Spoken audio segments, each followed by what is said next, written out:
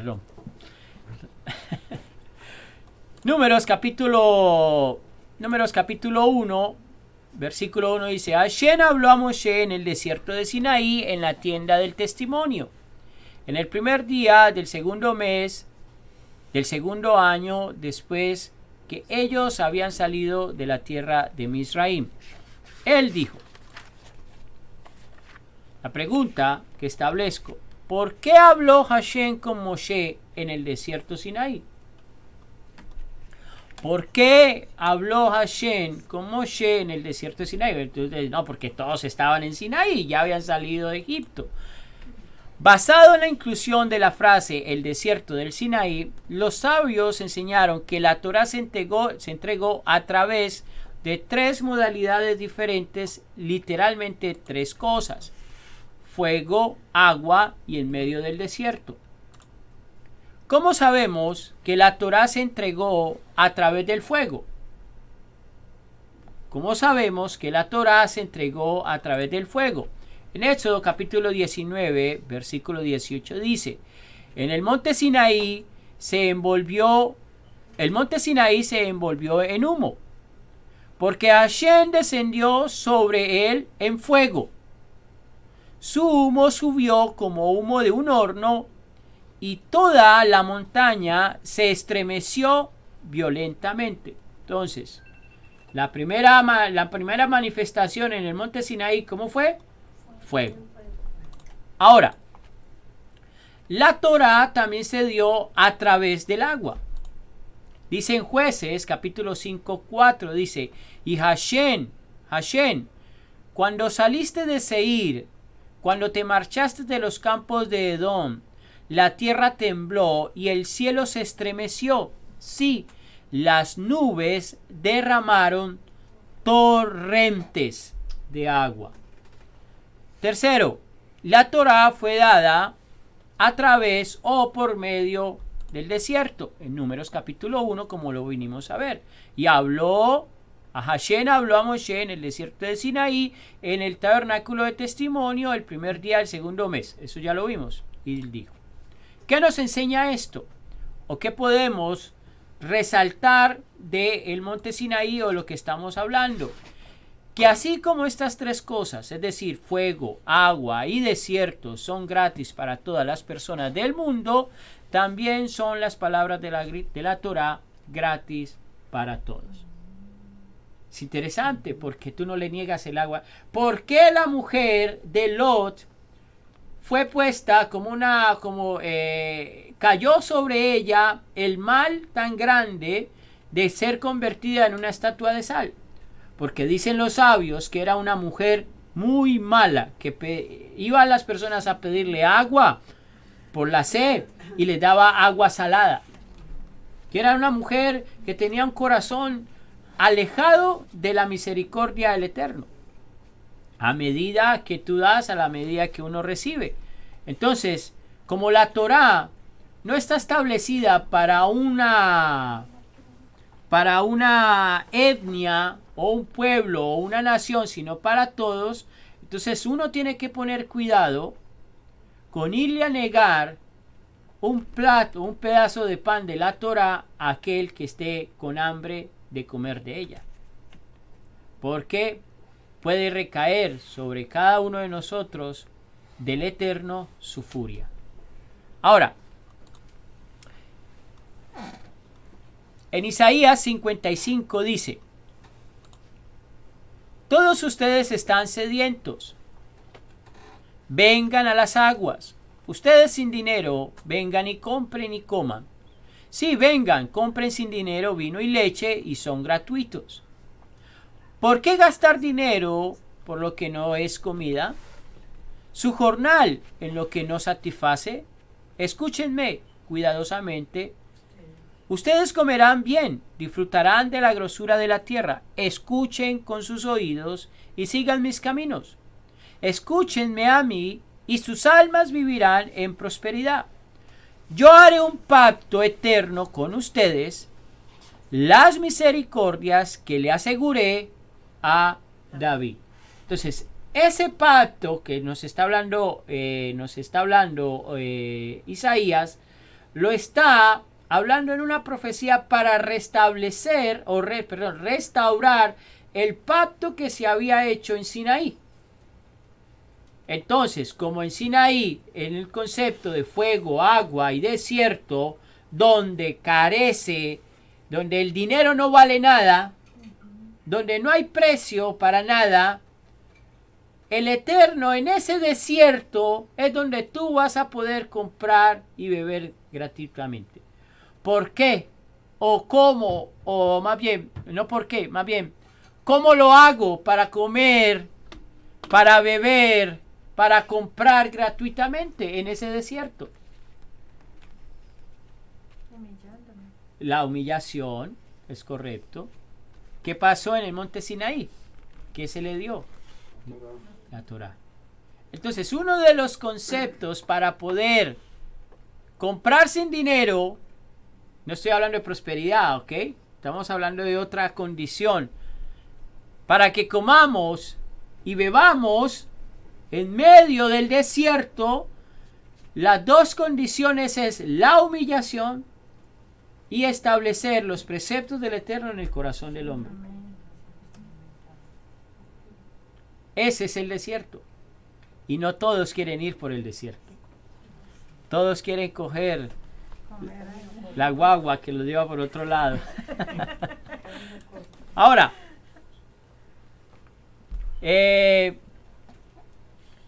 después de corroborar su afirmación de que la Torá se entregó a través del fuego, el agua y el desierto, el Midrash sugiere una explicación alternativa de la frase. Y Hashem le habló a Moshe en el desierto Sinaí. Al hacerlo, imparte la lección de que una persona debe hacerse como un desierto si desea obtener el conocimiento de la Torá, porque cualquiera que no se haga a sí mismo como un desierto sin dueño será incapaz de adquirir sabiduría y Torá. Por lo tanto, la Torá dice en el desierto Sinaí. El Proverbios 29-23 dice: el arrogante será humillado, pero el humilde será honrado por Hashem. Entonces, estamos estableciendo ahorita un concepto de que el Eterno habló al pueblo de Israel con el fin de que ellos se humillaran y viniera humildad sobre ellos también. ¿Ok? También estamos estableciendo el precepto de la festividad de Shavuot. ¿Okay? Porque Bamidbar, aunque no pareciera, la comunión que hay de Bamidbar con el desierto, con Shavuot, está implícitamente envueltas una de la otra. O sea, conectados. O sea, que para poder establecer un buen Shavuot, tenemos que establecer un buen camino en el desierto, en el Midbar. Ahora, dice la palabra hebrea que ha sido traducida a desierto como Idbar, significa estepa, desierto, conversación, y viene de la raíz davar, significa hablar o conversar. La palabra midbar no significa desierto en el sentido literal de la palabra castellana, que denota un terreno muy seco, generalmente lleno de arena con muy poca o ninguna vegetación. Tenemos que en el hebreo moderno la palabra habló se pronuncia medaber. Es algo como una estepa. Vamos a definir qué es una estepa. Es una llanura extensa, sin árboles, con la vegetación adaptada a la sequedad. Por eso tú ves en el libro de, perdón que yo lo tenía aquí, cuando Yeshua habla de las ovejas, que las ovejas escuchan mi voz y todo lo demás, ¿sí? Ellas van a escuchar, la oveja que escucha la voz de su pastor en el desierto, aunque el pastor esté llevando sus ovejas en el desierto, siempre va a haber alimento para esa oveja. ¿Cierto? ¿Sí? Es interesante cómo la misericordia y el amor de nuestro Padre Celestial y cómo Mashiach nos enseña a nosotros también a tener la esperanza o la espera en esa, ¿cómo se dice? Cuando alguien le va a dar algo en esa provisión, en ese desierto. Y muchos están en el desierto y no ven las provisiones. ¿Por qué una persona en el desierto no ve la provisión? ¿Quién me puede explicar? ¿Por qué una persona en el desierto no puede ver? A mí, más bien la pregunta sería mejor planteada de esta manera. ¿Por qué una persona en el desierto no ve la provisión del Eterno? No busca su voz. Está enfocada en lo que no tiene. Está enfocado en lo que no tiene, correcto. Le pasó a Agar. Le pasó a Agar, La egipcia. la egipcia, ok. Estaba ahí el pozo de agua, más sin embargo ella no estaba conectada con el Eterno y no lo veía. Más el clamor de su hijo. El padre escuchó y le dijo, mira, ahí estaba. El pozo de agua. El pozo de agua. Mira, qué interesante lo que está diciendo la hermana Alejandra, porque hemos establecido que Bamidbar viene la palabra medaber o davar, derivan de esas palabras. Entonces, cuando una persona no está teniendo la provisión del Eterno en el desierto, es porque no está hablando con aquel que le puede proveer. Del desierto de sentido figurado. En el desierto de sentido figurado y desfigurado. Sí, pero cuando no sentimos provisión del Eterno en el desierto es porque nosotros no estamos hablando con aquel que nos puede proveer. Sí, hermana Yané. Porque dice la palabra que te llevaré al desierto para hablar a tu corazón. Pero si no está hablando tu corazón es porque todavía no hay conexión con el Eterno. Correcto, sí, tiene lógica. Entonces no puede haber una provisión. Y eso es en todo ámbito espiritual de nuestra vida. ¿Cómo el Eterno va a poder proveer de las necesidades de su pueblo cuando no hay una conversación fluente con aquel que puede saciar mis necesidades? Si no hay conexión, si no, es que, a ver, cuando vemos la Torá, nosotros no todas las veces podemos fijarnos el libro de la Torá en un libro en el cual tenemos demasiada información o tenemos buena información. No solamente debemos basarlo en la información que está ahí. Tenemos que también ver la Torá como ese medio de aprendizaje, cómo tener una comunión constante con el amado. Es como por decir una pareja de esposos. ¿Cómo los esposos se conocen mejor? Hablando. ¿Qué pasa si el esposo llega todos los días mudo o la esposa llega muda a la casa? ¿Qué comunión puede haber si no existe el don del habla entre ellos dos? Sí, el esposo si no habla no le va a poder manifestar sus preocupaciones, sus necesidades, sus dolores, sus angustias. Igualmente la esposa. Y vemos que en Sinaí, cuando el Eterno habló, ¿qué pasó con Israel? ¿Qué dijo Israel? Le dijeron a Moisés, habla tú, porque es cierto, si él sigue hablando, moriremos.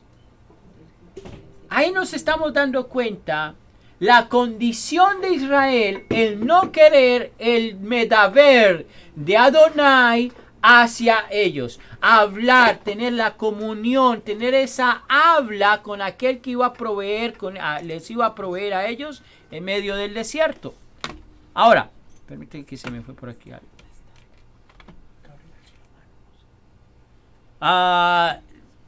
Se me fue aquí. ¿Alguien va a hacer alguna pregunta?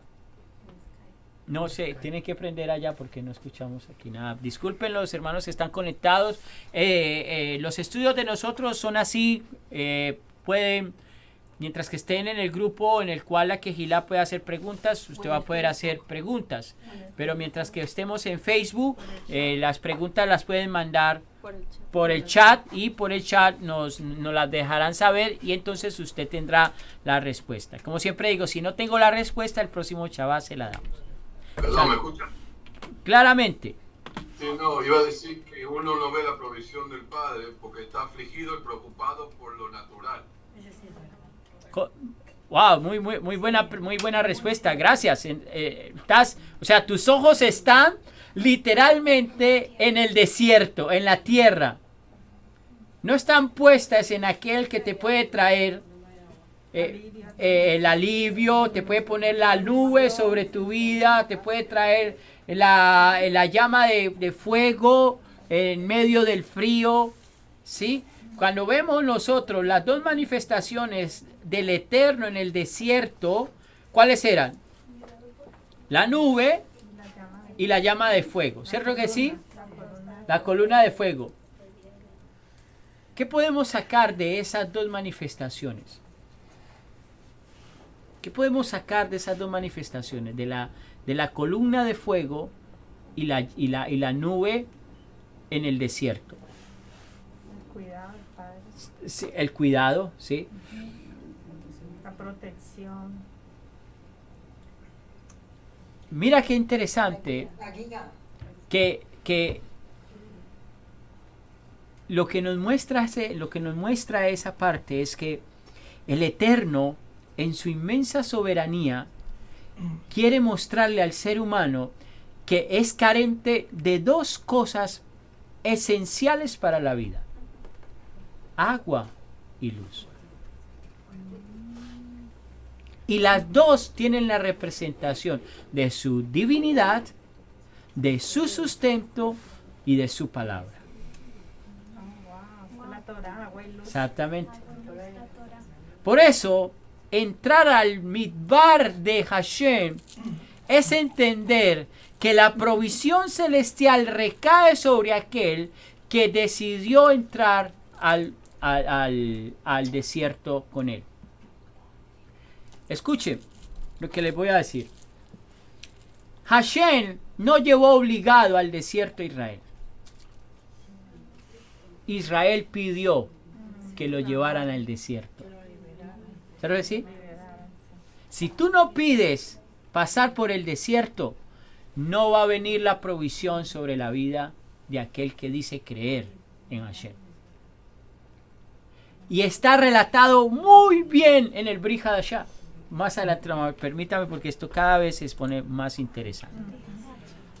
Ahora, un midbar es un lugar inhabitado con pocos árboles donde hay pastos para los animales. ¿Sí? Esto es un midbar. ¿Sí? Hay cuevas, hay lugares, hay pastos. Aunque el lugar no es un lugar llano, plano, lleno de arena, porque en el desierto también hay rocas, hay montañitas y todo lo demás. Ustedes pueden ver. ¿Sí? Entonces, la pregunta es: ¿qué comían los animales cuando salieron de Egipto? ¿Y cómo podían sobrevivir en el desierto? Bueno, ya les di la respuesta, ¿no? Ya les di la respuesta. La Torah nos dice que los animales no comieron el maná en el desierto durante 40 años. Dice que el maná era solamente para los hijos de Israel. Entonces, ¿qué comían los animales? Miren, pues cuidado. Que la condición natural aún en la condición natural animal del ser humano, Hashem provee de alimento para que su creación no carezca en medio del desierto. Porque el maná que descendió del cielo era comida espiritual para que aquel que era llamado hijo de Israel. Y tener el sello de Hashem, porque Hashem dijo: ustedes son mis hijos y yo soy su padre. Podemos deducir que habían pastos para los animales porque los animales comían. Las cuevas que se pueden encontrar en el midbar son lugares adecuados para guardar los rebaños durante la noche. Los pastores normalmente pasaban la noche en el campo juntamente con sus ovejas. si tenía acceso a una cueva, metían las ovejas dentro de esa y se paraban a la entrada para guardarlas de todo el peligro de la noche. Ahora, en Juan, permítame que yo lo tengo aquí, en Juan, a ver, ¿dónde lo tengo? Aquí, no, este no es. No, este no es. Pues luego tenemos historia de los escritos que se encontraron en las cuevas de Qumran. Muy bueno, sí, correcto. Porque muchos vivían en esas cuevas y por eso todos los escritos pudieron durar tanto tiempo y fueron encontrados. Imagínate, fue guardado. Y eso hasta el día de hoy tiene un eco grandísimo en las enseñanzas. Porque esos fueron los rollos del Mar Muerto, los que fueron encontrados en las cuevas de Qumran. Y se estableció de que esos rollos han traído una luz para la humanidad en la cual se manifiesta cómo se vivía el judaísmo en el segundo templo. Todos los escritos de Isaías lo encontraron. Los Isaías se encontraron también en las se encuentran se pudieron rescatar los libros de No 1 y No 12, No 3, se pudieron rescatar los libros de los jubileos. Todo eso es información que está ahí, que nos sirve a nosotros como sustento histórico de lo que pasaba en el segundo templo en los tiempos posteriores a Mashiach y después de Mashiach. Eso sirvió para corroborar que el libro de Isaías concordaba con los escritos que habían sido encontrados en Qumran.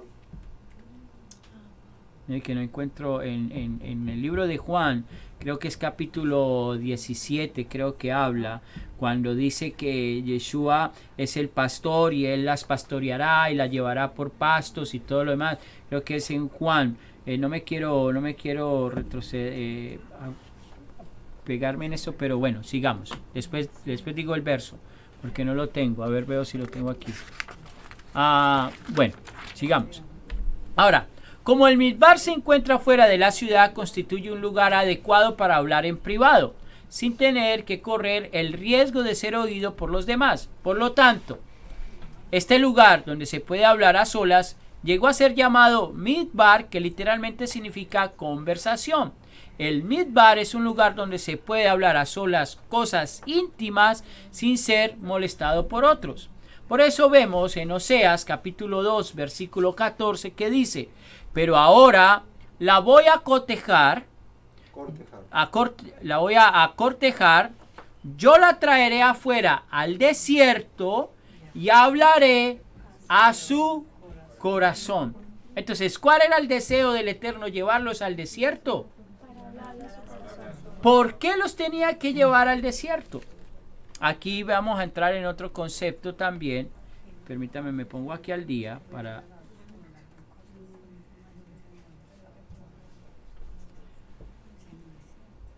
¿Cuál fue la pregunta que establecí? ¿Por qué fueron llevados al desierto? Vamos a tener contexto histórico en esto.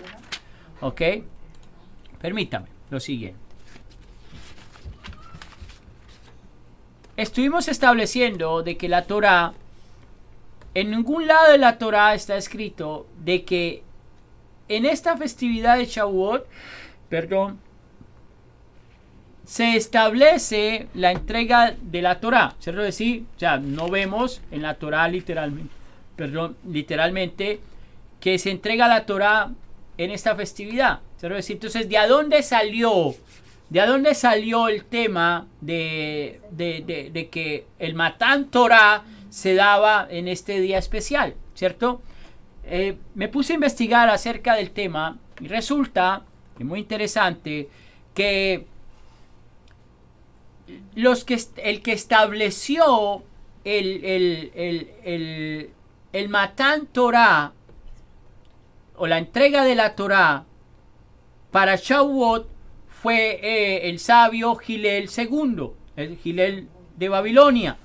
Cuando ellos retornan de Babilonia, antes del nacimiento de Mashiach y después de Mashiach, se establece por todo el Sanedrín y toda la corte judía establecer la entrega de la Torá definitivamente por los tiempos marcados según la historia relataba, con el fin de que Israel no se olvidara de que la festividad de Shavuot tenía el precepto de el desierto, con el fin de ser confrontados y a la vez el Eterno entregarles un galardón por haber pasado el desierto correctamente. ¿Sí? Ahora, Hillel de Babilonia, después de la destrucción del templo de Jerusalén en el año 70, ellos estipulan, hay dos escuelas rabínicas o dos escuelas. Una era de tipo de un estilo literario religioso y el otro era laico.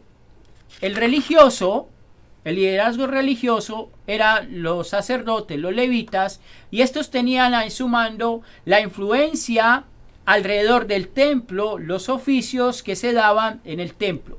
Mientras que el liderazgo laico estaba formado por los intelectuales judíos, las diferentes septas o escuelas judías en aquellos días. ¿Quiénes eran esos los laicos? Los laicos venían de la escuela jubilea, venían de la universidad de Qumran, de la escuela de Qumran, venía a la escuela los libertinos, los helenistas, Hillel el babilonio, de la escuela de los fariseos. Cada una de estas escuelas tenían dos Biblias. ¿Sabían eso? Tenían dos Biblias. Tenían la Torá escrita y la Torá oral. La Torá oral era la tradición, la cual era la explicación de la Torá escrita dada por Moisés, realizada por los maestros que dirigían esas escuelas en Israel. Y esa Torá se pasaba por la boca, de boca en boca, en forma oral, que se llama la Torá Shebe'al Pet, que era la Torá oral, y se pasaba formalmente para explicar la Torá de Moshe. Entonces, muchos dicen de que no hay necesidad de estudiar la Torá oral, de que no hay necesidad de que con la Torá escrita es necesario para entenderlo todo. Bueno, me puse a analizar un poco textos y verdaderamente en la Torá escrita a veces carecemos de ciertas informaciones. Voy a poner un ejemplo, lo hemos hablado. El ejemplo de los sisís. Cuando el hombre muere por haber profanado el Shabbat, ¿cierto que sí? Moshe no sabía qué iba a hacer con este hombre que había profanado el Shabbat. Sabemos por los Midrashim que parece que este hombre no quería respetar el liderazgo, no quería respetar, y pareciera de que él ya había profanado el Shabbat anteriormente. Mas sin embargo Moshe no sabía qué hacer con este hombre que estaba profanando el Shabbat. Se lo traen a Moshe y Moshe dice, bueno, voy a ir al padre para ver qué voy a hacer con esta persona, con este varón. Sube Moshe, habla con el Eterno y el Eterno le dice, ciertamente él morirá, apedreado por toda la congregación, porque está profanando mi día Kadosh. Inmediatamente el Eterno le dice a Moshe que haga tzitzis para los varones de Israel. La pregunta que se establece es la siguiente: si la Torá oral no es necesaria, ¿cómo podemos establecer que Israel iba a entender un misbot dado por Hashem para que ellos lo pusieran por obra? Tiene que haber una explicación. Tiene que existir un medio en el cual, yo creo que todos nos cuestionamos algo en la vida. Entonces, si hay algo nuevo, nos tenemos que cuestionar. Entonces, ¿cómo Moshe podía establecer un misbot de Hashem a una nación que venía de lo oprobio de la esclavitud a comprender un precepto en el cual nunca lo habían entendido ni nunca lo tenían? Entonces tenía que existir la Torá oral. Ahora, todo esto de la traducción, todo esto sale después de la traducción del segundo templo, y toda esa información por un tiempo se perdió. Se perdió la explicación de todo eso, se perdió. todo lo que sucedía. Mas sin embargo, como hablamos ahora, según la arqueología y todo lo que se ha encontrado arqueológico, comenzó a traer esa nueva luz nuevamente de lo que existía en la época del segundo templo. Tenemos, por decir como hablaba ahora, aparecieron los libros de los jubileos, de la escuela de los jubileos. Por eso se determina que el libro de jubileos era de una escuela, vamos a ponerla judía, en los tiempos del segundo templo o antes del segundo templo. También se encontraron los libros de los esenios, que se preservaron la información de la escuela netzarita, de la cual esa escuela salía muy posiblemente de donde Mashiach aprendió. O sea, que la escuela netzarita viene de los esenios. Mire, le voy a dictar 1, 2, 3, 4, 5, 6, 7, 8 libros que se encontraron después de la destrucción del segundo templo, después del año 70. Se encontró el libro de la sabiduría de Salomón. Se encontró el libro de Enoch, el libro de Enoch 1, 2 y 3. Se encontraron los libros de los esenios. Se encontraron los escritos de los netzaritas. Se encontraron los escritos de los masoretas. Se encontraron los escritos de Claudio Josefo. Se encontraron los escritos de Gilel de Babilonia y de Jerusalén, que son, por decir, el Talmud y la Mishnah, y se encontraron los rollos de Qumran. Yeshua estuvo en medio de todas esas escuelas rabínicas. Dime, Juan. Sí, Yeshua aplica una que está en el Brit, en el Nuevo Testamento, aplica una halajá que es rabínica. Y la halajá dice, usted puede aumentar algo en la Torá para no profanarla, pero jamás rebajarle. Y ahí es donde vemos donde sale con lo de córtate la mano para que no puedas entrar al reino. Si el ojo te hace pecar, quítatelo. Cuando se adulteras, ¿cómo? Sí, lo del ojo. Todo eso son cosas rabínicas que hacen la cerca alrededor del mandamiento. Entonces te das cuenta de que todo eso, entonces como carecemos en cierta manera, volviendo al tema del desierto y de Shavuot, entonces uno dice, bueno, si no está en la Torá, ¿cómo vamos a celebrar algo que no está en la Torá? ¿Cierto que sí?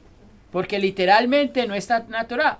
Pero los libros y las cartas que rodeaban, como dice Juan, que protegían el marco de la Torá para guardarlo, para obedecerlo correctamente, esos libros existen. Y traen una luz aún más amplia y más extensa para poder comprender cómo se vivía en el tiempo de Mashiach, por decir, en el segundo templo.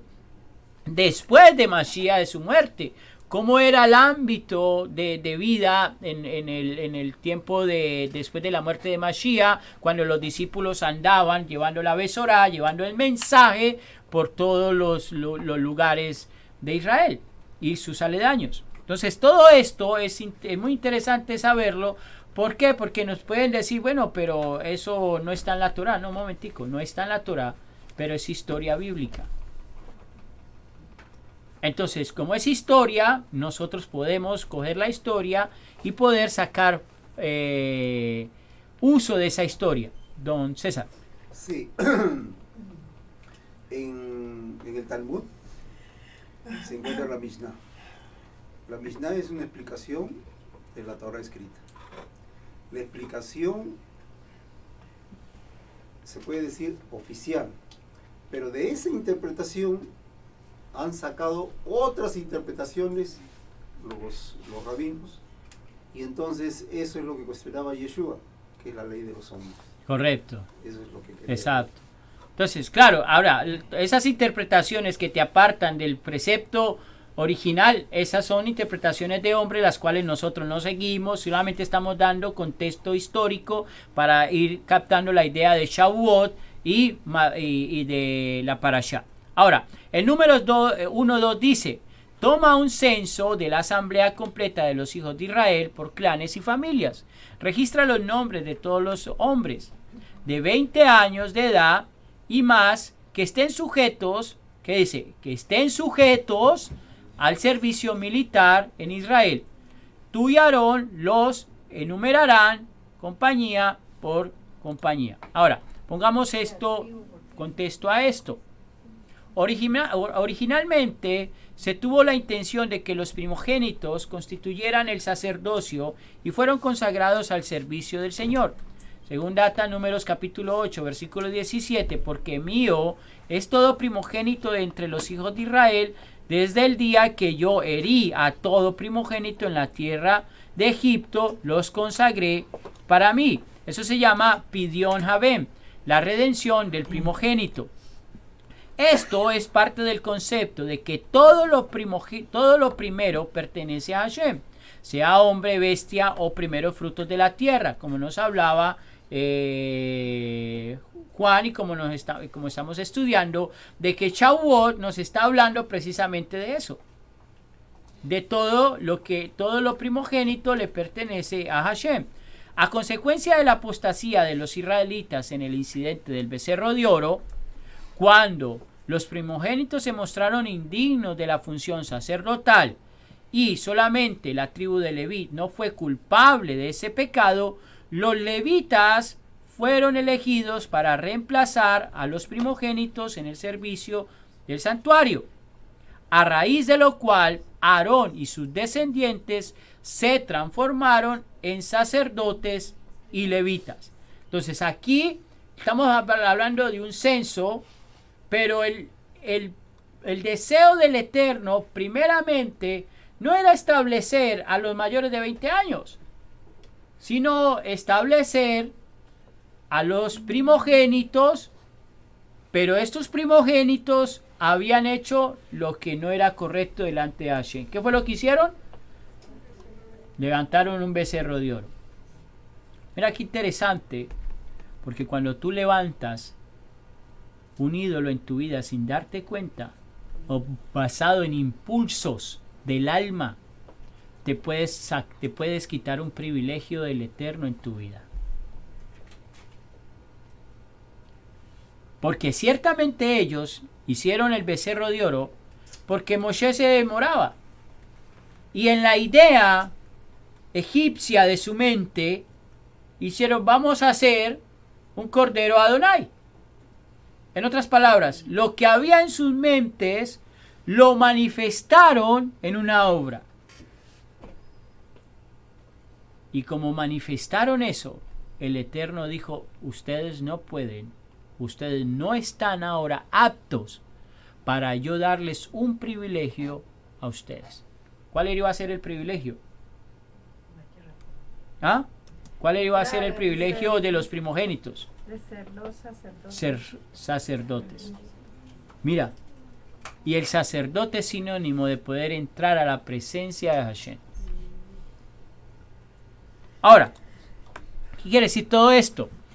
En Números 8:18 dice, pero yo he tomado los levitas en lugar de los primogénitos entre los hijos de Israel, debido a que inicialmente los primogénitos eran aquellos cuyas vidas debían ser consagradas al servicio perpetuo del Señor. Ahora deben ser formalmente redimidos de esa función. Y el dinero de la redención ha de ser entregado a los coanitas.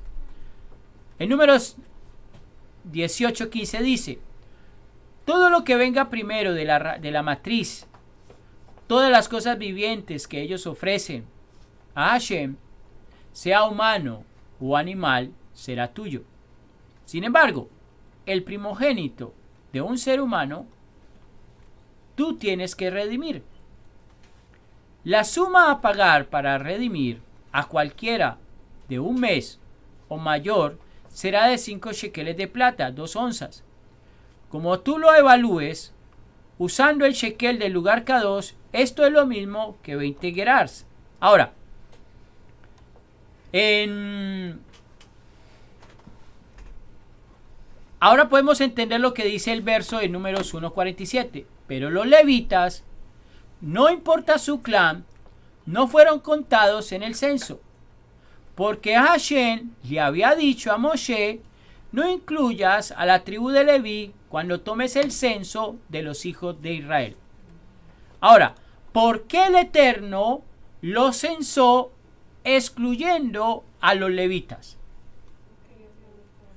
Acordémonos acordémonos que el Eterno los saca de Egipto y les entrega el convenio que los hace a ellos una nación santa, lo cual implica que ellos llegan a un nivel alto parecido al de los ángeles. Mira la intención del Eterno. Cuando el Eterno los saca de Egipto, los saca con mano fuerte, brazo extendido y ellos viendo maravillas del Eterno. ¿Cierto decir? Los pasa por el mar. ¿Qué les hace? Les hace una limpieza.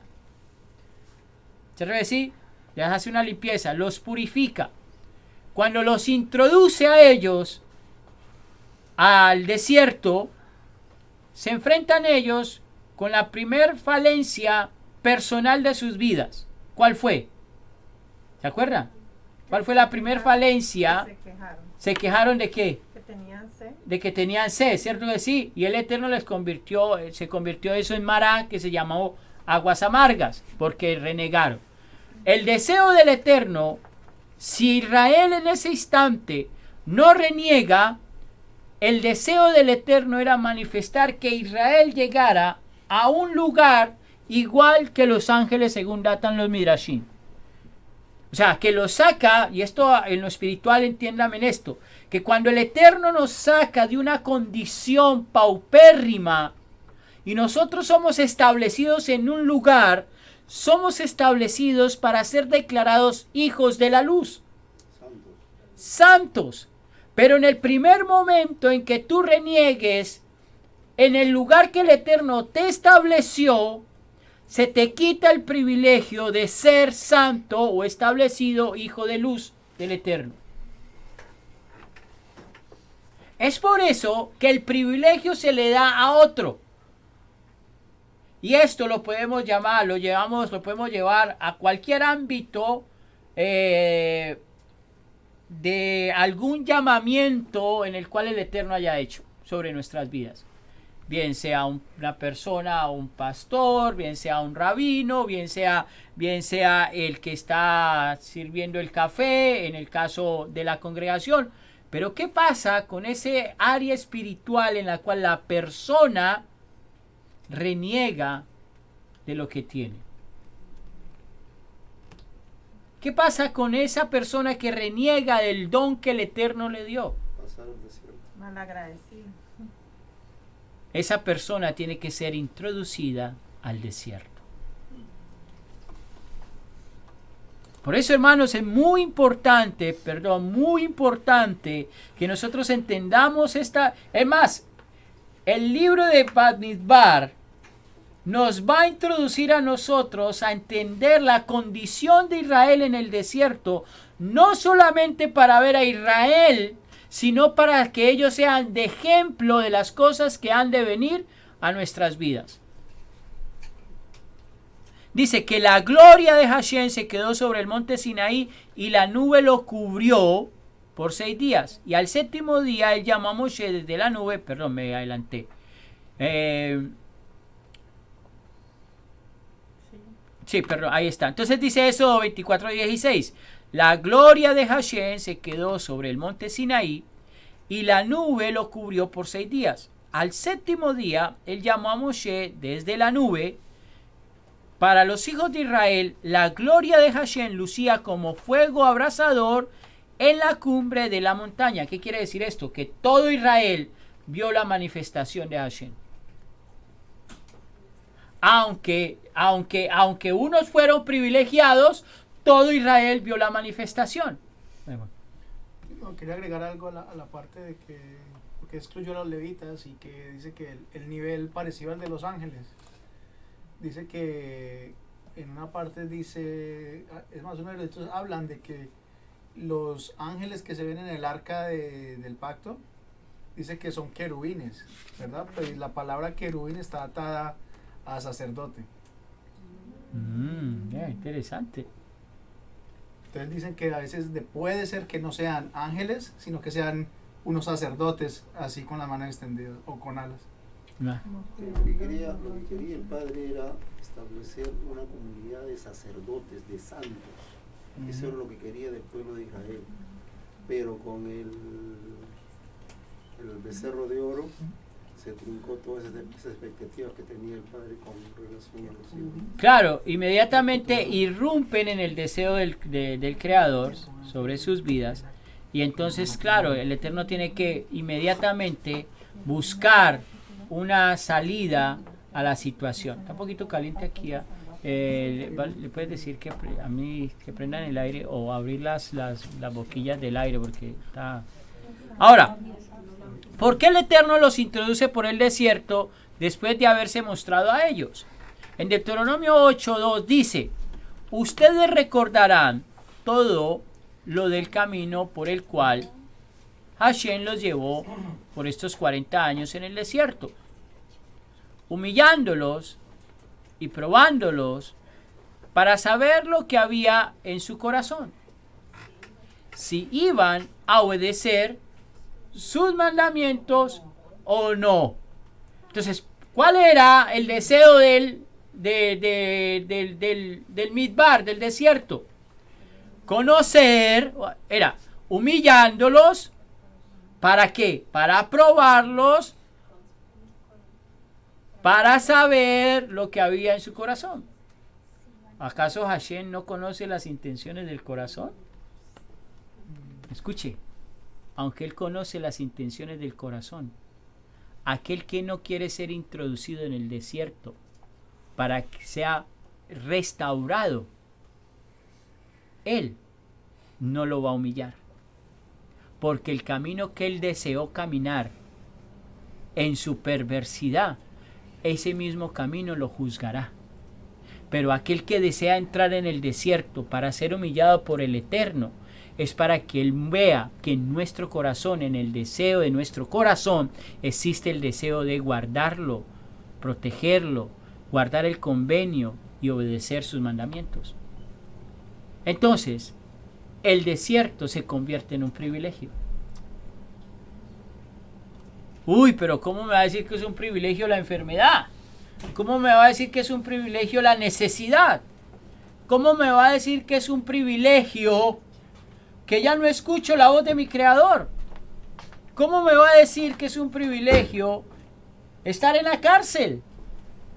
¿Cómo me va a decir que es un privilegio que mis hijos se mueren y yo quedo solo después de tenerlo todo? ¿Qué dijo Job? Señor, antes te conocías, de oído te conocía, pero ahora mis ojos te ven. ¿Qué pasó, Job? No pasó por tremendo desierto. En un día todo lo perdió. Todo. Se caía una encima de otra. Una encima de otra. Juan.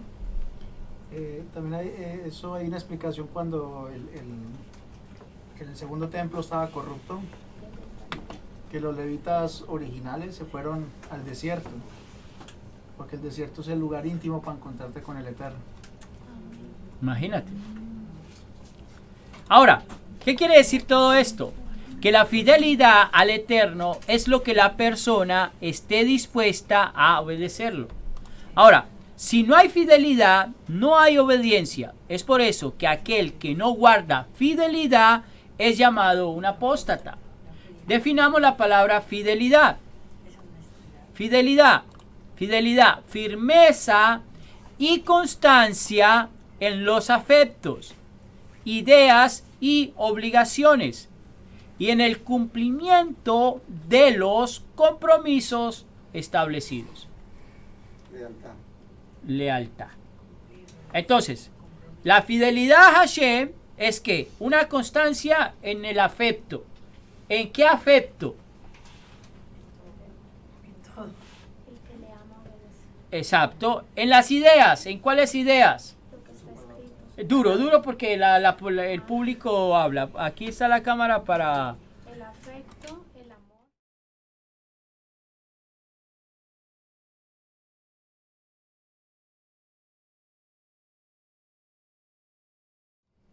Las obligaciones es que el pacto, y las obligaciones es lo que nosotros tenemos que hacer a lo que estamos leyendo y estamos escuchando. Correcto. Y eso hace que tengamos ese compromiso con él. Es tremendo. Ahora, la otra pregunta es, ¿y las obligaciones? También. Estamos hablando de la fidelidad, los conceptos de afectos, ideas y obligaciones. ¿Qué obligaciones tenemos en la fidelidad? Obedecerlo. La obediencia a los mandamientos, correcto. Las festividades. Las festividades. O sea, son obligaciones, ¿cierto que sí? Los Entonces, hijos. en esos conceptos, ¿qué hacemos? Manifestamos fidelidad a nuestro Creador. En el desierto es donde se manifiesta la fidelidad. Es por eso que nosotros vemos, permítame cierro este aquí, es por eso que nosotros vemos que el concepto de la fidelidad en otras doctrinas no es muy bien entendido. ¿Por qué? Porque hoy una persona está llena de gozo, ama al Creador, ama al Mesías, ama a Jesús, pero pasa la adversidad y deja de amar a su Creador, deja de amar a su Mesías y comienza a renegar y en vez de ir en mejor comienza a empeorar, porque el concepto de la fidelidad no lo definió delante de Hashem. Exactamente. O emocional también. No, y aparte porque nos enseñaron en otras doctrinas que la fidelidad es de que uno lo tenga todo. Entonces, cuando no lo tienes, entonces, bueno, él no está dando lo que supuestamente deberíamos tener. Entonces, por eso viene el renegar. Por eso es tan importante ahora lo que usted nos está explicando, qué es verdaderamente el desierto y qué es necesario. Pero en otras doctrinas enseñaban que si usted estaba en el desierto, no. Estaba pagando Sí. una pena. Exacto. Está mal, está en pecado, que está saliente.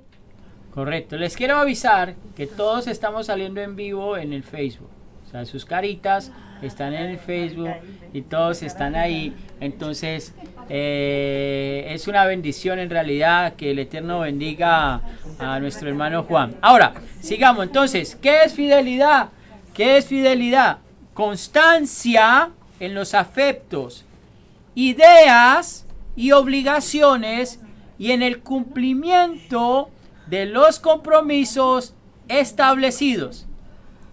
Ahora, nosotros encontramos en el libro de Mateo, capítulo 4, algo muy interesante. ¿Se acuerdan que hablábamos ahorita al principio acerca de algo que se establece con Mashiach también? Mire lo que dice. Entonces, Yeshua fue llevado por el Rúa, ¿a dónde? Al desierto. ¿Quién lo llevó? El Rúa. Para ser tentado, el espíritu, para ser tentado ¿por quién? Por el Satán, por Hasatán, por el adversario, el oponente. ¿Ok? No miren esta entidad como ese hombre rojo con cola y cachos y un tenedor grandote lleno de fuego. No lo miren, porque ese adversario es esa parte de su interioridad que no lo permite o no le permite ver a usted el anhelo que tiene el Creador sobre su vida o el propósito que tiene el Eterno sobre su vida. Dale, Juan. Yo estaba escuchando un estudio del Mateo hebreo. Sí. Y en esa parte le estaba contando a Alejandra y a Melvin anoche. En la parte de Mateo 4.3 dice, si eres hijo de Elohim, ordena que estas piedras se conviertan en pan. En el hebreo dice, di el código para que estas piedras se conviertan en pan. Me pareció muy interesante eso. El código, hay un código. Interesante. Pero mira que aún el mismo Mesías es llevado por el Rúa. No podemos olvidar esta parte, ¿ok? No podemos olvidar esta parte porque esto va a definir el final. El Rúa mismo lo lleva al desierto para ser tentado por Hasatán. Es interesante, ¿ah? que aquel hombre en el cual el Eterno estaba depositando su manifestación, su poder, tenía que ser llevado al desierto para ser tentado. Imagínate, si Mashiach, en quien estaban los 7 espíritus de Adonai establecidos sobre él, fue tentado por el oponente, por el adversario, ¿cuánto más nosotros no podemos ser tentados? Pero Mashiach le dice a los apóstoles, miren, ahí mismo creo que es en Mateo, le dice, miren, le dice a los apóstoles, ahí viene el príncipe de este mundo, del cual de él no hay nada en mí. Y está viniendo a zamarrearlos a todos. Oren para que ese día no llegue. Mashiach le dice eso a los discípulos. Entonces, cuando ves esta cantidad de información en que Mashiach es llevado al desierto y que a ser tentado, y que a la misma vez Mashiach dice, viene el príncipe de este mundo, entonces, si nosotros vemos este mundo algo como literal, no vamos a poder captar la idea. Porque este mundo es mi interioridad, de cómo yo veo las cosas que me rodean. Y conforme yo estoy viendo las cosas que me rodean en mi interioridad, el oponente va a tomar caso y se va a oponer al deseo que el Eterno puso en mi vida. Ahora, ¿por qué fue llevado Mashiach al desierto? Para ser tentado por Hasatán. Sabemos que todo lo que se manifiesta aquí en la tierra también se manifestó en los mundos superiores. Nosotros entendemos lo que hablábamos ahorita antes de la oración. ¿Por qué hay tanta guerra? ¿Por qué hay tanto disturbio? Naciones están ahorita en tantas conflictos. Porque el mundo espiritual está igual o peor. Porque la condición espiritual de las naciones es paupérrima. Se está manifestando físicamente. Y se está manifestando correctamente. Esto lo podemos ver en el libro de Daniel. Les voy a leer algo de Daniel para tener el contexto de esto.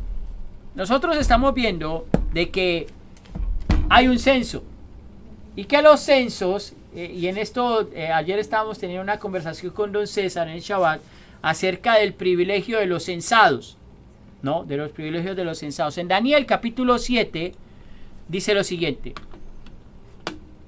Alguien que me vaya buscando Daniel 7, por favor. Mientras miraba tronos, fueron puestos en su lugar, y el anciano de días tomó su lugar. Sus vestiduras eran blancas, como la nieve.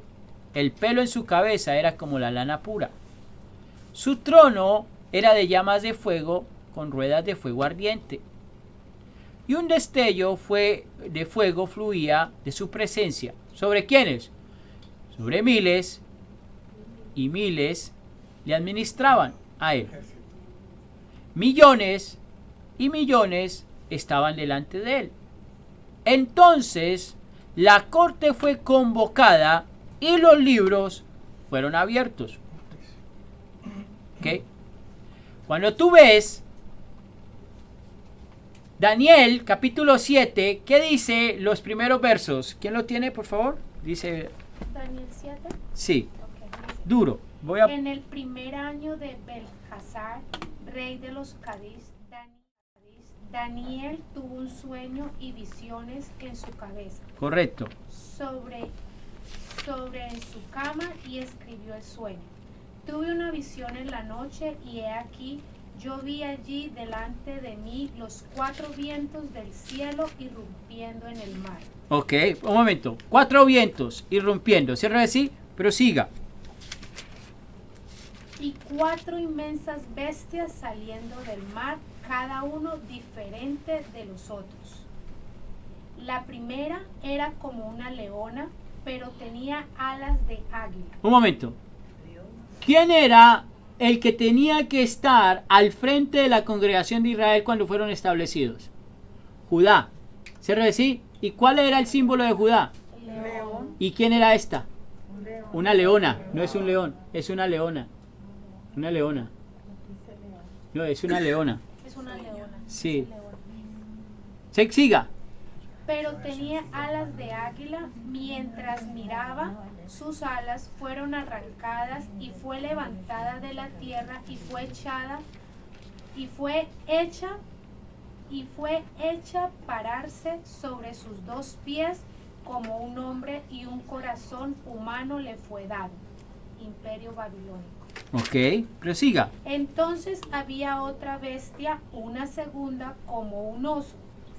Se levantaba de un lado y tenía 3 costillas en su boca entre sus dientes. Le fue dicho, levántate y devora mucha carne. Imperio, este es el imperio Medo-persa. Medo-persa, dividido en 3 príncipes. El 6. Después de esto miré, y allí había otra bestia salvaje como un leopardo, con 4 alas de ave en sus costados. El animal también tenía 4 cabezas y le fue dado poder para dominar. Este es el imperio griego, dividido entre 4 generales de Alejandro Magno. Eso es una interpretación que le dan. Ok, ahora, permítame una cosa. Estamos hablando de la manifestación espiritual. ¿Cómo se manifiesta lo espiritual conforme a lo natural? ¿Cierto que sí? Entonces, estamos viendo que Israel está formado en un cuadrilátero donde las cabezas es Judá, que, a ver, recuérdenme quiénes son los que están adentro de primeros. Judá y otros 2 más, no me acuerdo bien el nombre de ellos ahora. Rubén y... ¿Y cuál? Y Dan, ¿ok? Pero vemos de que Daniel también está teniendo una manifestación espiritual, un sueño, donde ve entidades espirituales también muy grandes. Pero ahorita en Daniel capítulo 7 dice que un destello de fuego fluía de la presencia, de su presencia. De la presencia, miles y miles le ministraban a él, y millones estaban delante de él. Entonces la corte fue convocada y los libros fueron abiertos. Ahora, podemos ver que de la misma manera los primogénitos fueron censados, y vemos una cantidad, perdón que se me fue aquí algo, y vemos una cantidad.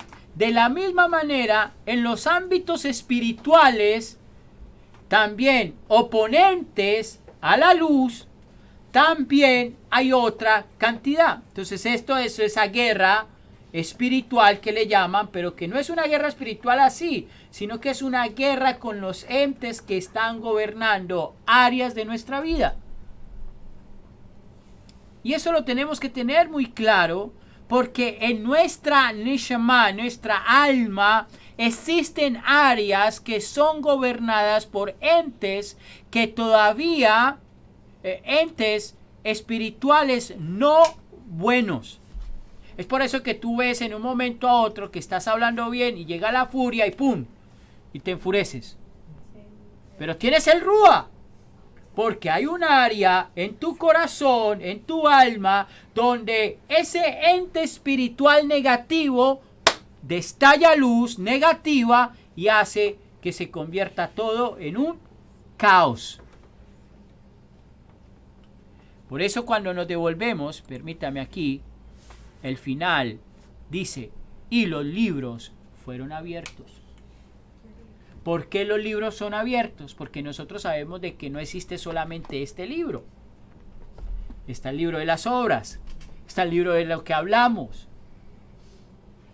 el libro de las batallas, el libro de los recuerdos, lo hablamos la parasha pasada, está el libro de la vida. Todas esas acciones están siendo escritas para el día que tengamos que compadecer delante del trono de el Eterno. Ahora, ¿están entendiendo la idea hasta ahora? ¿Sí? Ok. Ahora, en Cantares capítulo 3 dice, ¿quién es esta mujer subiendo del desierto como una columna de humo, perfumada con mirra e incienso, escogidos de entre las especies machacadas, del mercader. En la cama de Salomón, escoltada por 70 hombres valientes escogidos de entre los mejores de Israel. En la cama de Salomón, alrededor de la cama de Salomón, habían 70 hombres escogidos para salvaguardar al rey. ¿Se puede decir? Ahora, todos ellos portan la espada y son expertos guerreros. Cada uno tiene su espada lista a su costado para combatir los terrores de la noche. La noche es sinónimo de ausencia de luz. Y la luz es Hashem. La luz representa los misbots. Mashiach representa la luz. Por eso, aquel que diga que el que está en Mashiach y no manifiesta luz, que mire que Mashiach tiene. Aquel que anda en los mandamientos del Eterno, si no está manifestando luz, que diga qué mandamientos está guardando. Aquel que no dé obras de luz, entonces que diga y que muestre qué obras está dando. Ahora, según los sabios, la cama de Salomón es el lugar de encuentro donde el esposo se une con su esposa y ambos se convierten en uno. Dice en Efesios capítulo 5 lo siguiente: por lo tanto, el hombre dejará a su padre y a su madre y permanecerá con su esposa, y los dos vendrán a ser un solo cuerpo. Hay una verdad profunda escondida aquí, que yo digo concierne al Mashiach y a la asamblea mesiánica. Esta cama de Salomón está representando el lugar de encuentro, nosotros con el Mashiach, con la luz de Mashiach. Y si la luz de Mashiach no está dando luz a través de nuestras obras, o no estamos dando la luz que debemos de dar, como lo dije ahora, entonces tenemos que mirar y ser conscientes con un corazón sincero delante del Creador qué luz estoy manifestando y qué Mashiach estoy siguiendo. Yo le dije a un tío mío, cuando hablamos de la Navidad, y le dije, tío, yo lo único que le puedo decir es que Mashiach, el Mesías, hay que hablarle de esta manera a Jesús, no nació el 24 de diciembre. Bíblicamente está establecido claramente que él no nació el 24 de diciembre. Y si ese que nació el 24 de diciembre no es el Mesías establecido en la Biblia, entonces ¿a qué Mesías usted le está celebrando? ¿O qué nacimiento de qué Mesías usted está celebrando? Se quedó callado. Así es la vida espiritual. Cuando nosotros no estamos manifestando las obras del Mesías, estamos manifestando las obras de Hasatán. Ahora, continúo con lo siguiente. Es por eso que el desierto es sinónimo de prueba para probar lo que hay en el corazón. Deuteronomio 8:16. ¿Quién los alimentó en el desierto con maná?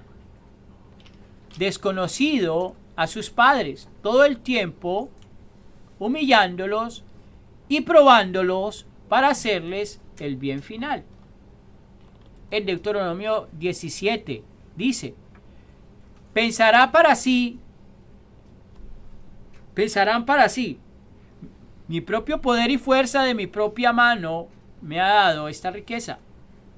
No, ustedes recordarán a Hashem su Elohim, porque es el quien les está dando el poder para adquirir riqueza, para confirmar su pacto, el cual juró a sus padres, como están sucediendo hoy. Entonces, el desierto era necesario ¿para qué? Para confirmar su pacto. Escuchen, esto no va a volver a suceder. esto ya sucedió. Esta manifestación ya pasó. Ahora tenemos una manifestación aún mayor, la del Mashiach. Y Mashiach viene a confirmar el pacto. ¿Cuál pacto? El que ya pasó. Que quedó, dice la carta a los hebreos,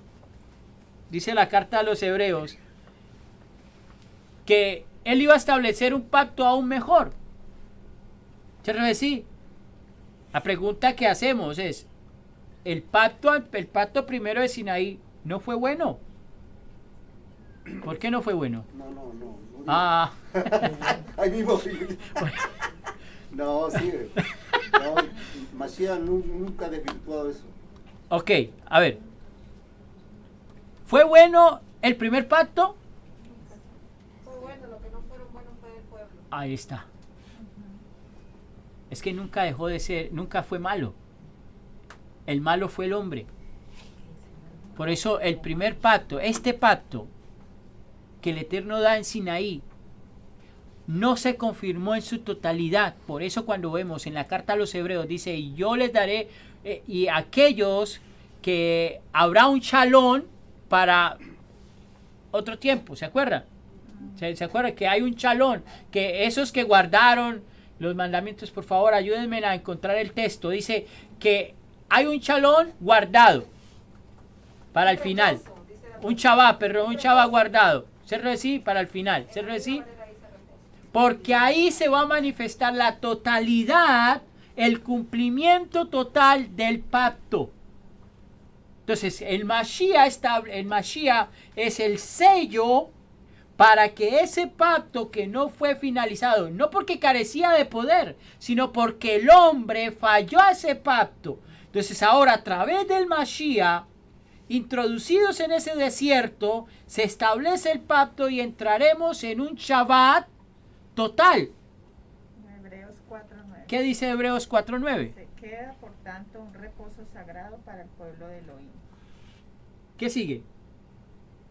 Pues el que ha entrado a su reposo, él mismo ha reposado de sus obras, como Elohim reposó de las suyas. El siguiente.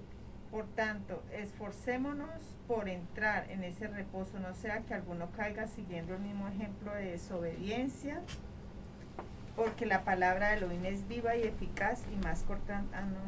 Hasta ahí, hasta esforcémonos por entrar en ¿cuál? En ese reposo que hace falta. Para entrar en ese reposo que hace falta, es necesario el midbar. El desierto. Ahora, ¿qué quiere decir esto? Que en las pruebas mostramos lo que hay en el corazón. ¿Sí está viendo eso? Así nos dejan las pruebas muchas veces. Sí, peor. No se ve nada. Y no hay agua alrededor. Humillados, arrodillados. Humillados. Ahora, en Mateo 12:34 dice, criadores de víboras, ¿cómo podéis hablar lo bueno siendo tan depravados? Pues de la abundancia del corazón habla la boca. El hombre que guarda la Torá, de la Torá en su corazón, hablará cosas buenas. Pero el que atesora dentro un corazón malvado, de sus maldades internas, hablará su boca. En este desierto, si en nuestra boca, en nuestro corazón, hay esperanza, hay júbilo, hay el gozo de nuestra salvación, hablaremos en medio del desierto, hablaremos palabras que alaben al Creador. Pero si en el desierto hay perversidad, ¿qué va a salir en el desierto? Por eso tú ves hoy en día cualquier cantidad de personas perdidas y lloraron una vez y se arrepintieron una vez. Perdón que se arrepintieron una vez. Pactaron, hicieron. ¿Qué no hicieron? ¿Qué no hicieron? Pregunta. Estos hombres que hicieron estos pactos, hicieron todo esto, lo hicieron con un corazón sincero. Por emoción, de sinceridad. Por eso lo que le decía al hermano Edgardo el otro día acerca del discipulado. Yo no digo que el discipulado es malo, no. El método por el cual se destinó a ser discípulos fue incorrecto. Porque si queremos hacer discípulos como Mashiach dijo, lo que tenemos que hacer es pedirle al Creador, pedirle a esa persona que retorne su camino al Creador, a su esencia primera, que deje el pecado y se aparte de él, para que el buen mensaje del Mesías llegue a su corazón y se aparte del mal camino. Yané, por favor. Quiero agregar que todos tenemos un propósito, pero es necesario que todos pasemos por un desierto. El mejor ejemplo es Moisés y el Mashiach, Yeshua. Entonces, creo que si nosotros no pasamos el desierto, no vamos a poder cumplir el propósito por el cual Él nos ha mandado. Por eso muchos se quedan en el desierto, muchos mueren en el desierto y muchos no regresan y no llegan a la tierra prometida. Por eso es que esto es de valientes. Hay que realmente pasar ese desierto y comer solamente el maná del cielo. No de nuestra propia cuenta, no de nuestro propio trabajo, no de nuestro, o sea, nada, solamente comer del maná del cielo que nos va a sostener y llegar a la tierra prometida. Baruch Hashem. Así es. Si no, mire, esto no es de cosas bonitas. Estar en la palabra no es de andar en un camino hermoso. Eso está preservado para el final. Como dice Apocalipsis, eso está preservado para donde ya la percepción del tiempo se acabará. Ya no habrá luz, porque Hashem es la luz de todo. No habrá necesidad, no habrá enfermos, no habrá nada. Eso está para el final. Ahora tenemos que preservarnos en guardar, en obedecer, y que de nuestra boca, de nuestro corazón salga toda perversidad. Me voy a meter ahorita en algo. Permítame se continúo para llegar a un punto que quiero llegar y cerrar. Honestamente no sé. Bueno, tenemos un poquito de tiempo todavía. Estamos bien de tiempo. Ahora, esto quiere decir que todas las pruebas tienen un propósito. Sí, tienen un propósito. En Romanos 8:28 dice: además sabemos que Yahweh dispone todas las cosas para el bien de aquellos que le aman y son llamados de acuerdo a ¿qué? A su propósito. ¿Qué quiere decir esto? Que si estás pasando por una prueba o estamos pasando por una prueba, en vez de levantar un reniego, de que salga perversidad de nuestra boca, lo que debemos de hacer es decirle al Creador eterno, ¿cuál es el propósito de esta enfermedad? ¿Cuál es el propósito de esta mi necesidad? ¿Cuál es el propósito de esta la sequedad espiritual en la que tengo? Bueno, las enfermedades no solamente son naturales, las enfermedades son espirituales. Y si usted está pasando una enfermedad espiritual y no lo entiende, lo explico de esta manera.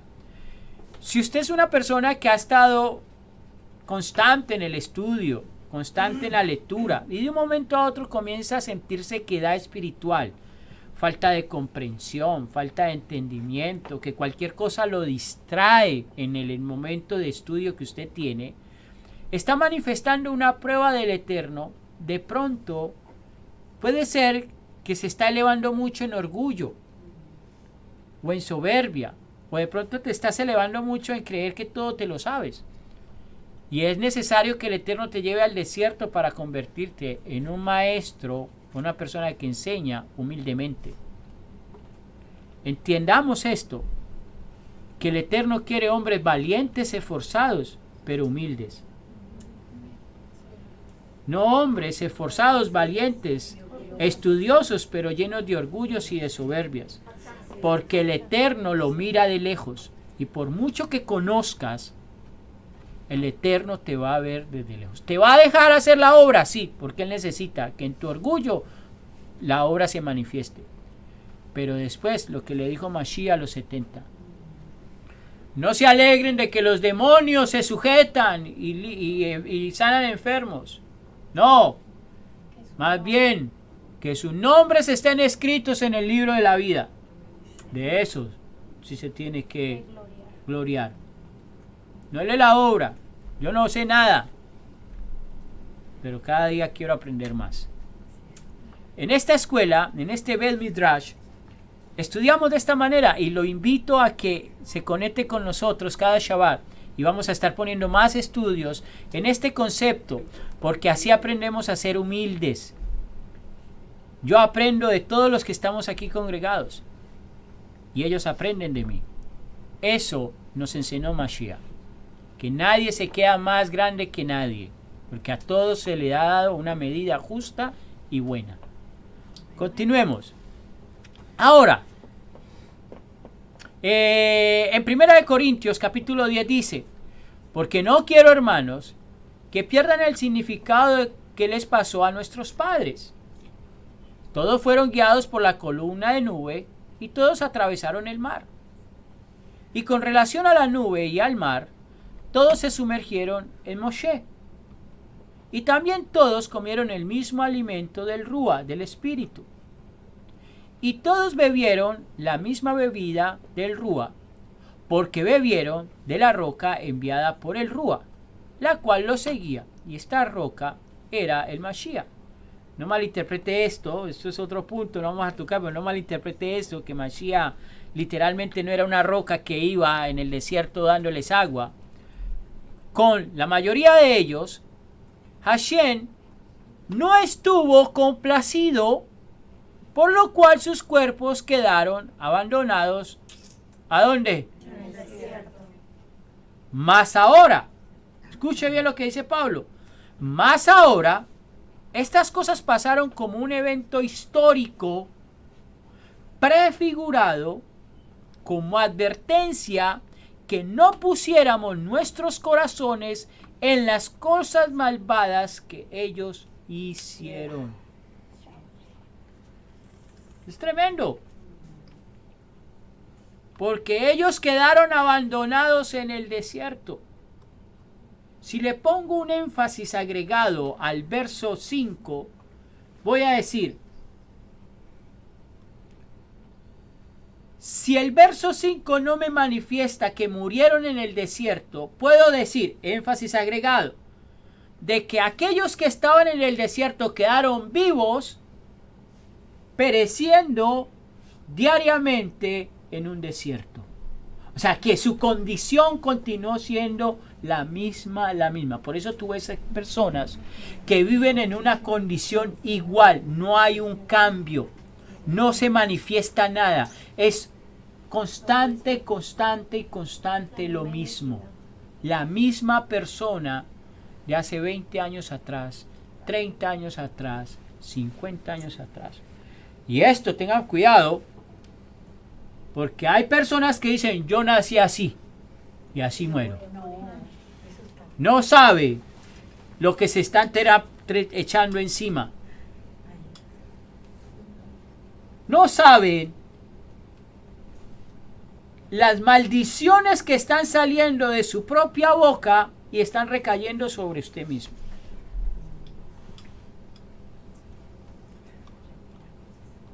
Ahora, ¿qué tiene que ver el Midbar con Shavuot? Sabemos que Shavuot nos habla de la festividad de las semanas, donde todos los varones venían a traer sus gavillas, pero al mismo tiempo, en reciprocidad, el Eterno daría algo a cambio. Aquí pongo una pausa al concepto que quiero enseñar para entrar a Shavuot. Cuando hablamos del alma y hablamos de la condición en la cual expliqué 1 Corintios, el tema que tocamos ahora, cuando una persona no sana una herida en su corazón, una herida en su alma, dicen los sabios que el alma comienza a generar nudos espirituales. Y que esos nudos espirituales generan enfermedades que se convierten crónicas que el cuerpo comienza a manifestar. Por ejemplo, cuando una persona comienza a sufrir de estreñimiento y comienza a sufrir de problemas de, ¿cómo se llama la enfermedad que produce el estreñimiento? Diverticulitis. ¿Cómo se llama? Diverticulitis. Diverticulitis, ¿ok? Dicen los sabios que el alma de esa persona quedó atada en una falta de perdón. Y que está tan atada, el nudo de esa persona está tan atado que el cuerpo manifiesta no poder evacuar lo que esa persona necesita evacuar.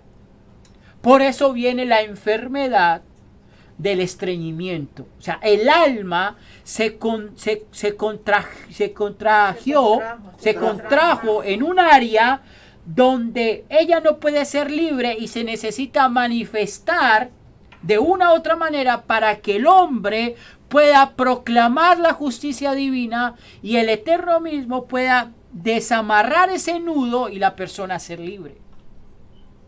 Eso dicen los sabios que lo puede ver en problemas de artritis, problemas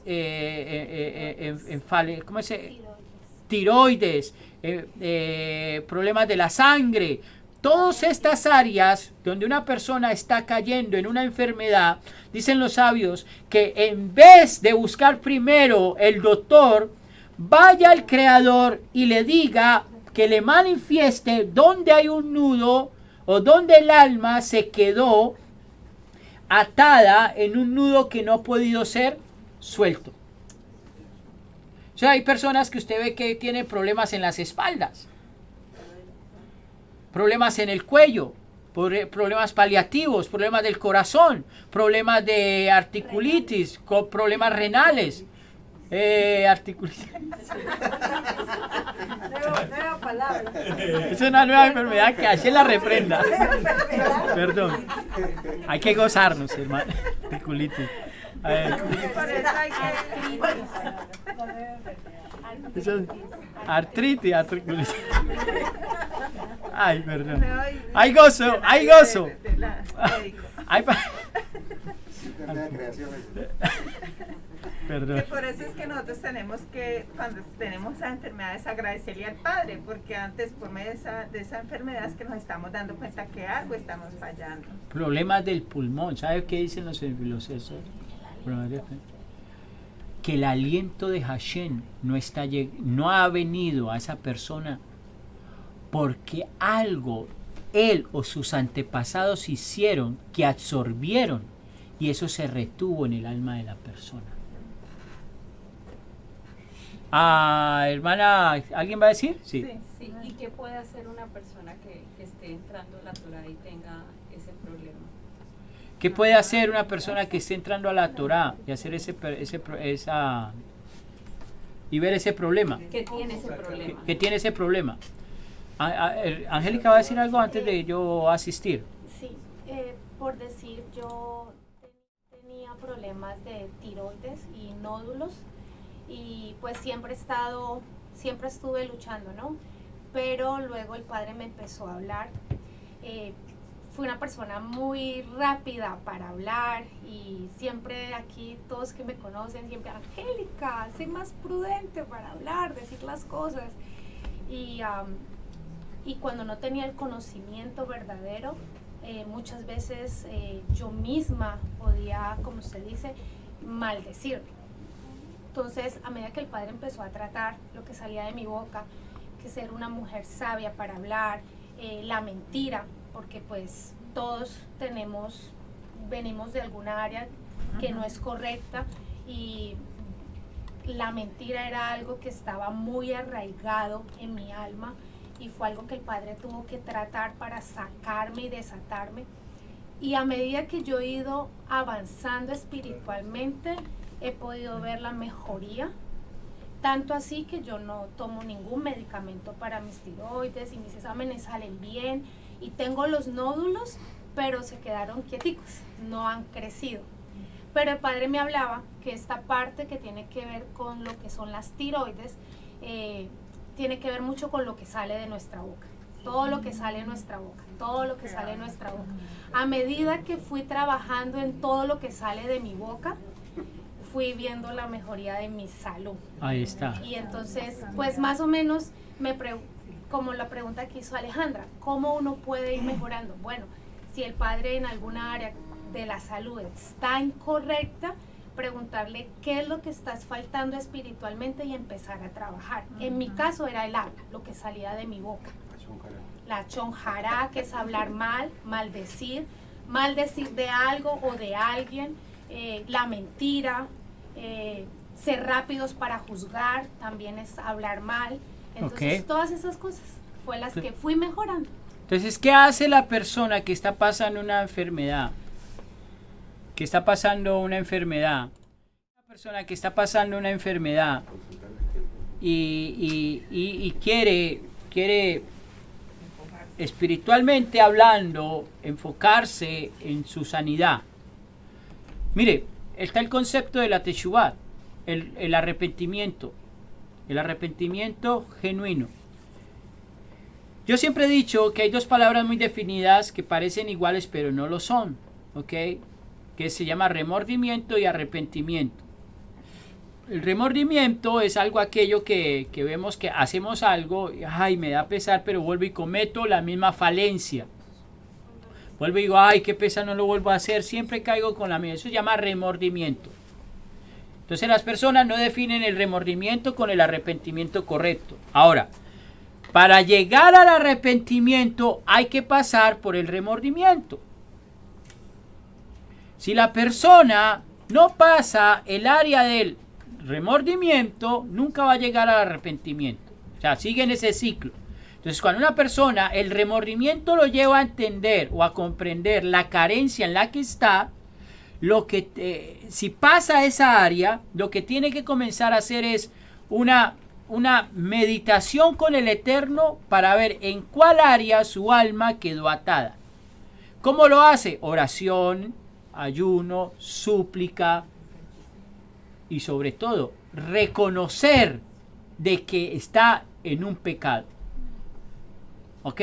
Si la persona dice, bueno, yo quiero que me perdones, yo quiero sanidad. Si no reconoces el pecado, la falencia, la sanidad de su alma no se puede ejecutar porque el Eterno necesita saber de tu propia boca, aunque Él ya sabe de que tú tienes un pecado, pero Él necesita saber de que tú te estás arrepintiendo del pecado, de ese pecado que tú sabes a conciencia que lo tienes. Reconocer es humillarse. O sea, exacto, reconocer es humillarse. Don César.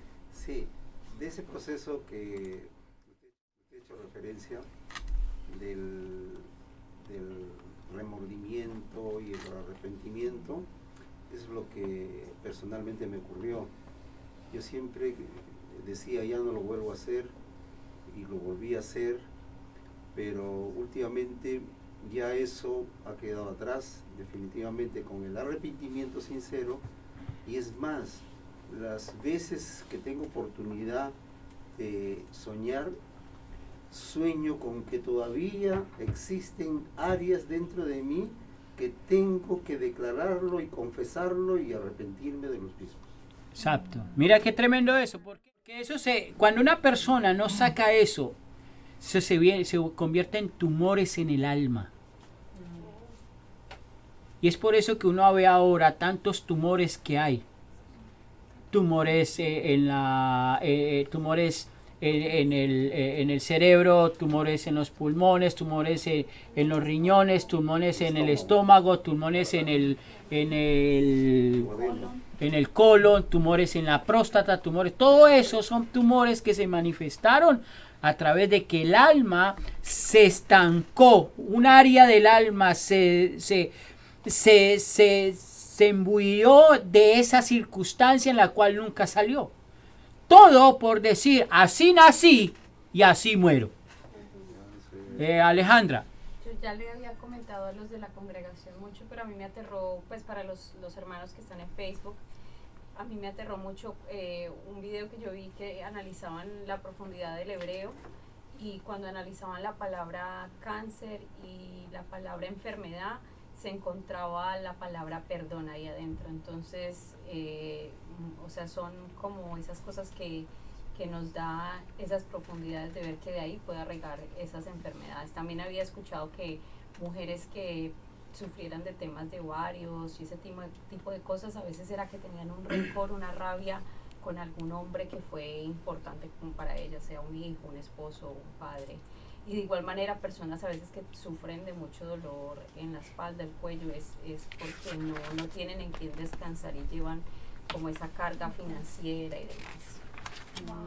Sí, entonces te das cuenta que todo lo que, sí ve, hermana Rosario, todo lo que el Eterno nos quiere a nosotros introducir para ser libres, por eso es necesario las 7 semanas, porque en el transcurso de las 7 semanas a llegar el Shavuot es una fiesta de ¿qué? De gozo, es una fiesta en la cual el Eterno, por eso, ¿qué tenían que traer para la fiesta de Shavuot? Que es lo que vamos a tener mañana. Sí, el pan, frutas, todo eso representa ¿qué? El fruto, lo fresco, lo que está volviendo, lo que me ha dado prosperidad. ¿Sí? Celebramos la entrega de la Torá, ¿sí? Que nos trae luz a nuestra vida. Pero imagínese una persona con un tumor en los ojos, no puede ver las manifestaciones de su Creador. Estoy hablando espiritualmente, ¿ok? Que el Eterno no permita que haya nadie enfermo, porque Él no quiere que ninguno de su creación perezca. Pero Él sí quiere que usted reconozca sus pecados, que usted se aparte del mal camino. Mire, si usted está batallando con un problema generacional, por decir, en mi caso, mi familia ha sido una persona muy iracunda, se enojaba con todo y todo lo quería solucionar a punta de golpes, hacha y machete, como dice el dicho. Era una familia violenta. Y en mí estaba eso. Y cuando yo vi que eso causó temor a mi esposa antes de estar en estos caminos, yo miré hacia adentro y dije, yo no puedo, porque una furia o una ira mal llevada te puede llevar a un caos tan grande que nunca vas a salir de esa situación. Se enseguece la persona. La palabra dice, airaos, pero no pequéis. La palabra airaos no nos está hablando de una ira, de una furia. Nos podemos molestar por ciertas cosas que puedan suceder. Me puedo indignar de alguna cosa que puede suceder, pero no puede recaer sobre mí la furia, porque la furia enceguece. La ira. Hay padres que en la ira atan a sus hijos con las palabras. En la antigüedad decían hijo de Hasatán, le decían. En otras palabras, hijo del diablo. Y ves la generación de esa persona que ató a su hijo, hijos muertos, hijos en alcoholismo, hijos en prostitución, ladrones, de todo. ¿Por qué? Porque las palabras que salieron de la boca de esos padres ataron a los hijos y los dejaron en un desierto de por vida. ¡Bruto! ¿No sabes leer? ¿Hasta cuándo? Atas a tu hijo de por vida.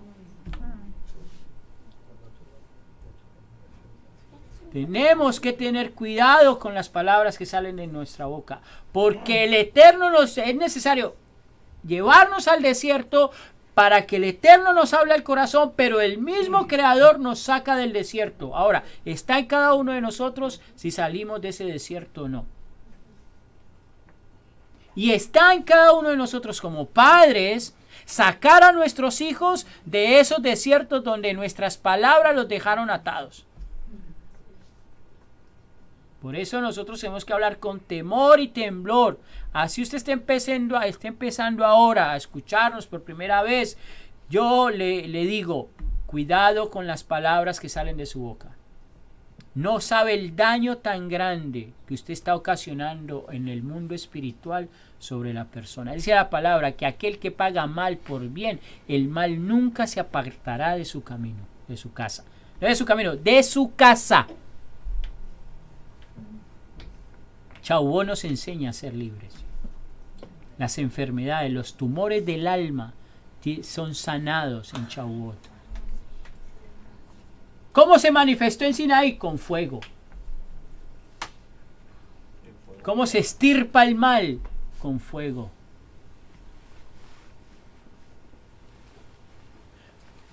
¿Por qué el mal no se estirpa en el agua? ¿Por qué?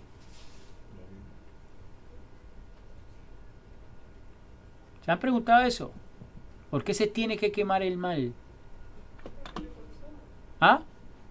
Por el fuego, El fuego, ¿cierto? consumir. ¿Pero por qué? Porque se consume todo. Nosotros vemos que en las ofrendas de la Torá hay una que se llama la olá. Y la olá tenía que ser consumida totalmente. No podía quedar nada en ninguna ofrenda. Para dar ninguna ofrenda estaba involucrada el agua. El agua estaba involucrada solamente para limpieza, inmersión y purificación. No más. Entonces, si usted está pasando ahora y quiere retornar a los pasos, a los caminos de su Creador, lo que podemos hacer es, mándenos un mensaje, nos conectaremos con usted y le diremos el procedimiento. Y le pediremos al Eterno de que la introduzca en las aguas benditas de su palabra, en la cual usted se encontrará cara a cara con el Creador y saldrá de esa condición. Sigamos para terminar la idea. El Pirkei Avot 6.6 dice: la Torá se adquiere mediante 48 medios, que son los siguientes: estudiar, escuchar con los oídos, verbalizar los conceptos con la boca, entender con el corazón, respeto a la humildad. Respeto y humildad, perdón. Faltaron mucho más. No puse los cantos porque ese era... Pirkei Avot 6:6. El Pirkei Avot es un tratado que está en el Talmud, en el cual los sabios ponen estos tratados para exponer o explicar algún concepto de la Torá. El Pirkei Avot, capítulo 6, versículo 6, habla de Sinaí. Entonces, por eso dice que la Torá se adquiere mediante 48 medios, que son los siguientes: estudiar, escuchar con los oídos, porque hay gente que no escucha con los oídos. ¿Ok? Hay gente que escucha nomás y le dice uno una cosa, traiga café y trae agua panela, porque no escuchó. Oyen, pero no escuchan. Oyen, pero no escuchan, correcto, ¿sí?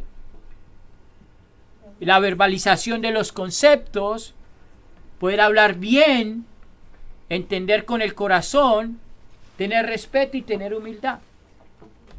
Ahora, en 1 Corintios 10:10 dice: y no murmuremos como algunos de ellos hicieron y fueron destruidos por el ángel destructor. Segundo, en Mateo dice, ya estoy terminando: después que Yeshua había ayunado por 40 días y noches, tuvo hambre. Es interesante que el Satán toma ocasión de algo que dice la Escritura que le sucedió a Yeshua. ¿Se lo decir? ¿Qué le sucedió a Yeshua para que Satán viniera y lo tentara? Tuvo que ir al desierto, a la intimidad con Hashem. Uno, Tenía necesidades de comida. careció de hambre. Tenía hambre, careció Y de aquí pan. está el davar, como se dice. ¿En qué carecemos? Tenemos que poner cuidado. Cuando carecemos de algo, Hasatán está como león rugiente buscando a atacar o a devorar. Me explico. Mientras que Mashiach estuvo en ayuno,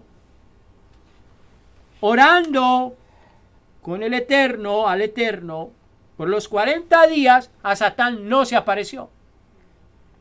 Careció de hambre y Hasatán De pan, careció careció de hambre, a Satán vino y lo tentó. Carecía de hambre De significa pan. no haber tenido hambre. No, a ver, careció de pan, perdón.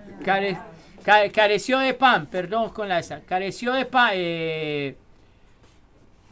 pan. No tenía alimento, o sea, careció de algo, le faltaba algo. Y el Satán aprovechó de esa carencia. ¿Están entendiendo la idea? Sí. ¿Sí? Tomó ventaja. Tomó ventaja de algo que él necesitaba. Yané, por favor, para... Sí, lo que pasa es que dice, usted habla de carencia. Entonces yo veo ahí, según el Perkei Avot, sobre las definiciones, dice, ¿no? Escuchar con los oídos, estudiar la Torah. Si tú careces de estudiar, no tienes ganas de estudiar, no tienes ganas de oír nada que tenga que ver con la Torah, vas a tener hambre y ahí va a venir la tentación y el enemigo a atacarte o a quererte permitir que tu pie resbale. Correcto. Entonces es muy importante que tengamos en cuenta eso, porque si no hay esas cosas en nuestra vida, fácil podemos tropezar. Exactamente. ¿Sí? De que el enemigo te quiere atacar cuando hay una necesidad en tu vida. Una carencia. Y esto, cuando estaba estudiando esto, y esto se lo ministré a mi esposa esta mañana, ¿por qué? No porque esté careciendo de algo, no, sino lo ministré y nos lo ministramos los dos, porque tenemos que estar atentos en cualquier momento de una necesidad. Porque ahí el Satán, el adversario, va a querer meter sus manos.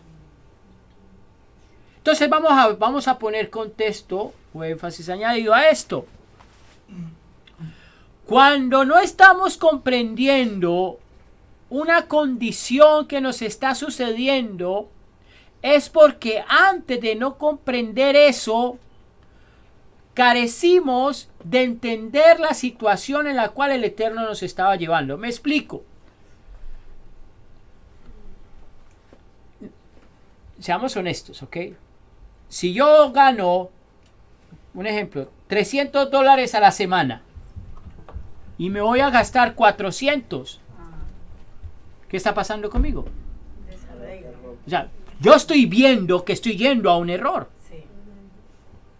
Entonces estoy careciendo de entendimiento de mi situación y Satán viene y me ataca.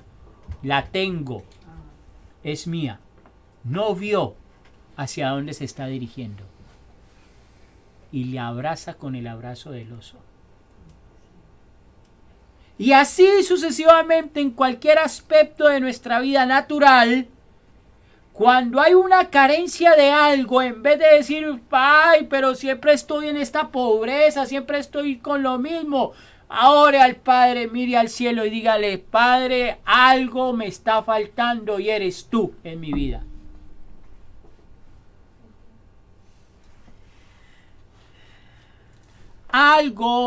En algo mi alma tiene una necesidad, sáciala con tu presencia.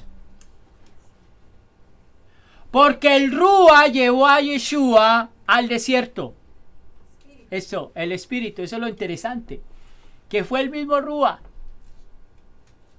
En otras palabras, Hashem nos va a llevar al desierto a ser tentados por el Eterno, pero por la carencia de nuestra alma. Que son llamadas pruebas, correcto. Pero la prueba llega cuando nosotros tenemos una vida espiritual. Bueno, más bien, la prueba puede ser fuerte o puede ser una prueba liviana, por así decirlo, suave, dependiendo el nivel en el cual estamos careciendo algo. Por decir, hay personas que batallan con la economía. Y la economía, y la economía, y la economía, y la economía. ¿Por qué el Eterno los lleva tanto al desierto de la economía? Porque no tienen sabiduría de manejar sus bienes, sus finanzas. y necesito llevarlo al desierto donde ya no, lo poco que te ganan no te sirve de nada. Ahora yo necesito hablarte a tu corazón, espiritualmente te lleva a ese desierto para que lo entiendan. Entonces las personas a veces dicen no, reaccionan. Y viene prosperidad a su vida financiera, moral, espiritual, en todos sus aspectos, porque entendió el trato, salió del desierto y pudo llegar al Shavuot, a la meta. Pero hay otros que llegan al desierto y se quedan en el desierto. Y las familias se pierden. Vienen matrimonios, divorcios, hijos con padres diferentes. Hay ricos que son tan ricos, pero tienen han tenido 10 relaciones y con todas 10 han tenido, ¿cómo se llama? Para casarse, han tenido... Divorcios. No, cuando se van a casar, ¿cómo es que compromisos de matrimonio? Y a los 3 meses se divorcian antes de haberse casado. No es la riqueza, hermanos. No es el dinero, es la condición del alma. El tumor en el cual el alma se quedó. Continúo.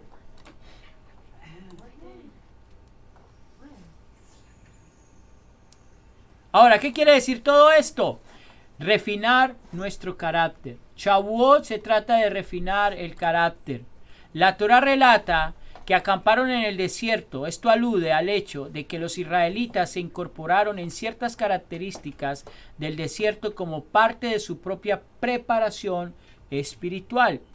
Entonces examinemos estas características. Un desierto es amplio, un desierto es un amplio espacio de tierra sin dueño que no posee cualidades distintivas. No produce vegetación, no tiene rasgos distintivos de los cuales uno puede sentirse orgulloso y no existe ningún propietario que pueda evitar que otros lo utilicen. La naturaleza misma del desierto representa la humildad. Una persona que adopta una actitud desértica representa este mismo atributo, la humildad. Termino con esto. Shavuot, el componente de la preparación. Uy, se me fue, ¿qué pasó? Se me fue todo en escopeta. Bueno, se fue todo. Dejémoslo así. Uy, ¿qué pasó? Perdón, hermanos, que es errores técnicos. El componente de la preparación para el Shavuot está aludido en el versículo acamparon en el desierto, lo cual simboliza el trabajo sobre las cualidades personales. ¿Qué quiere decir esto? Que cada uno debe convertirse a sí misma en un desierto, reconociendo que su importancia es en definitiva un regalo del Eterno. Cuando una persona se convierte a sí mismo en un desierto, es decir, que se despoja de las cualidades de la altivez y reconoce que puede aprender de todos los que lo rodean, entonces adquiere una habilidad especial para estudiar y entender la Torá, lo cual se le otorga como si fuera un regalo. Nedarim, Tratado Nedarim 55. Con esto